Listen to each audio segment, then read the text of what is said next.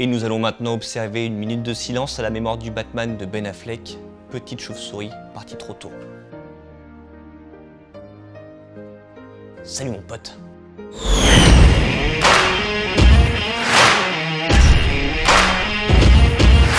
Est-ce qu'on peut dire que ça y est, que DC Comics semble enfin sur la bonne voie avec ses films? Alors oui, mais on ne va pas trop s'enflammer non plus, même s'il y a de quoi être optimiste. Peut-être parce qu'Aquaman est actuellement le 20e plus gros succès mondial de tous les temps avec 1,143 milliards de dollars de recettes à l'heure où on se parle. Yeah. Tout ceci demande bien évidemment confirmation le 3 avril avec Shazam, mais là aussi il y a de quoi être optimiste au vu des premiers retours américains. Ça parle de films super drôles, sincères, de croisements entre Big, Maman j'ai raté l'avion et Superman, ou encore d'un Zachary Levi parfait dans le rôle.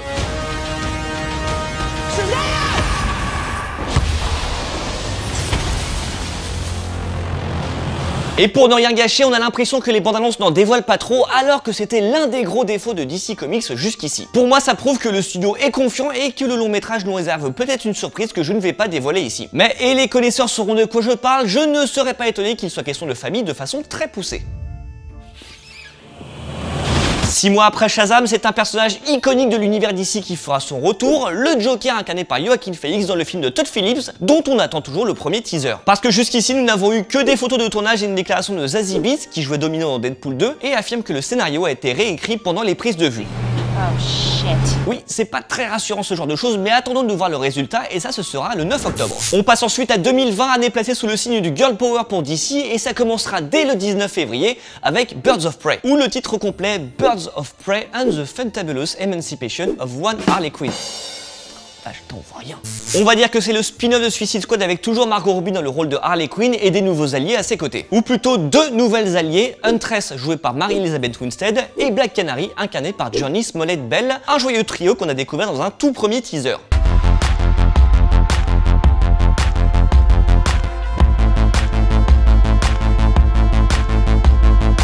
Là, repasse au ralenti pour voir. Bon ok, disons qu'on aperçoit le loup des 3 héroïnes, le méchant Black Mask à visage découvert et avec la tête de Ewan McGregor, ou encore le psychopathe Victor Zsasz, ici incarné par Chris Messina et très loin du look qu'il a dans les comic books ou même dans la série Gotham. Et à part ces aperçus, on ne sait pas grand chose du film réalisé par une femme, Cathy Yan, mais il est encore en tournage donc on a le temps de voir venir. On passe ensuite rapidement sur le film suivant, Wonder Woman 1984, qui sortira le 5 juin 2020 aux États-Unis et sans doute 2 jours avant en France, et se déroulera comme son titre l'indique, en 1984.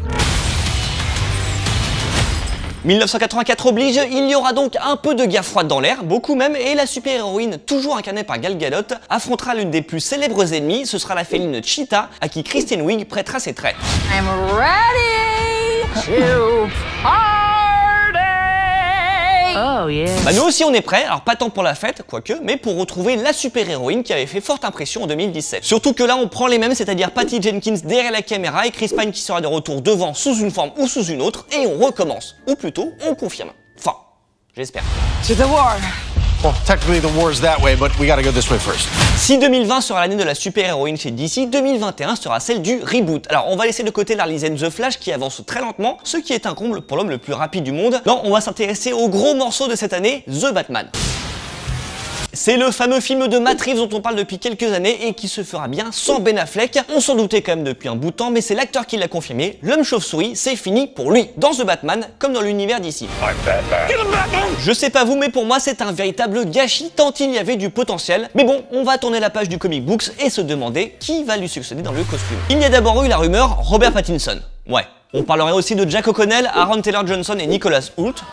Ouais, bof. Et à un moment, on a cru qu'Armie Hammer avait été approché par Warner. Ça déjà, c'était mieux. Sauf qu'Armie Hammer l'a lui-même démenti et il semblerait que Matt Reeves et les producteurs cherchent quelqu'un d'encore plus jeune que lui qui aurait dû jouer Batman dans Justice League Mortal de George Miller. Alors, ça nous aurait fait une belle histoire et un super acteur dans le rôle, mais ce sera pour une autre fois. Perso, je sens bien l'annonce en grande pompe au prochain Comic Con de San Diego. Je serais même prêt à mettre une petite pièce dessus. En attendant, on ne sait toujours rien de ce projet, si ce n'est que le héros fera parler son statut de plus grand détective du monde, comme dans les comic books. Ça avance beaucoup plus du côté de Suicide Squad 2, qui se fait désormais appeler The Suicide Squad. Pourquoi? Parce que ce sera une espèce de reboot. Je dis bien une espèce car on a encore un doute sur la présence d'Harley Quinn, et si jamais elle doit revenir, on imagine mal Margot Robbie ne pas reprendre le rôle, vu que c'était l'une des rares satisfactions du premier opus. Ce qui est sûr pour l'instant, c'est que James Gunn réalisera le film et qu'il passera d'une bande de super déglingués, les gardiens de la galaxie, à une autre. Et son Suicide Squad serait composé de King Shark, mi-homme, mi-requin, vu notamment dans la série Flash, et qui aurait dû apparaître dans le premier film, sauf que ça coûtait trop cher et c'est Killer Croc qui en a profité. Ratcatcher, un méchant capable de manipuler les rats, Peacemaker, un spécialiste des armes lourdes, Polka Dot Man qui peut transformer les points de couleur de son costume en arme et c'est pas une blague, et Deadshot qui fait son retour.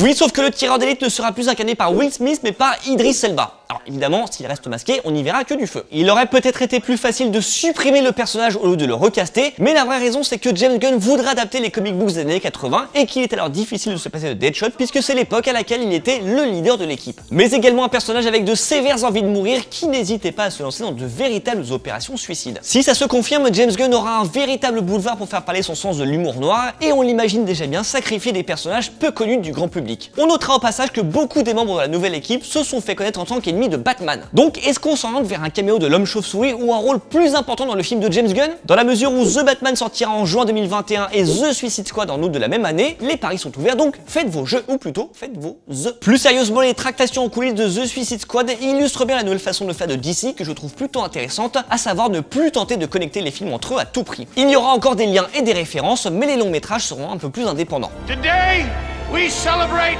our Independence Day.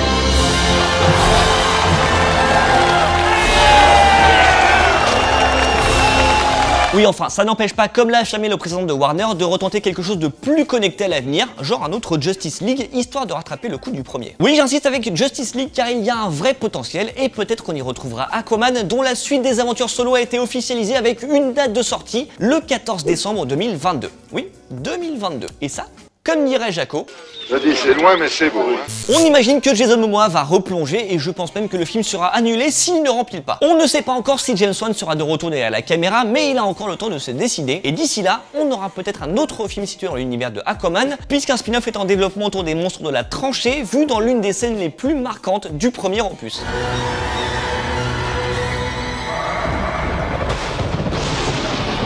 Est-ce qu'on en avait vraiment besoin? Pas sûr, mais l'objectif avoué est de faire comme avec Conjuring et des films comme Annabelle ou La Nonne, c'est-à-dire élargir l'histoire en se focalisant sur des personnages vus brièvement dans la saga mère. Et là, pourquoi pas. Mais attention à ne pas trop prendre la confiance. Là, on est sur 2 films par an, ce qui est bien, plus c'est le risque de tomber dans le remplissage, surtout qu'on est toujours dans le flou en ce qui concerne Henry Cavill en Superman. Hello, darkness, my old friend. Va-t-il vraiment partir comme ça a été annoncé ou faut-il juste attendre un petit peu de temps et le bon projet? Et dans l'ensemble, que vous inspirent ces films DC Comics? Peut-on vraiment parler de renouveau et quel film vous branche le plus? Dites-le nous dans les commentaires et nous on se retrouve très vite pour décortiquer l'actu geek et héroïque chez DC ou ailleurs, tous ensemble. Salut!